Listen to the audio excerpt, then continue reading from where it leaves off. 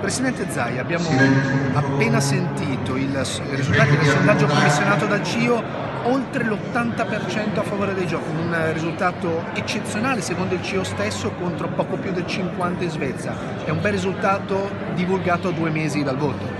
Mai avuto dubbi, direi che poi fuga ogni dubbio nelle menti di coloro che pensano che le Olimpiadi siano sprechi o altre robe del genere. Quindi avanti ancora, la comunità è con noi, il popolo è con noi e soprattutto abbiamo un bel progetto e delle belle realtà da promuovere.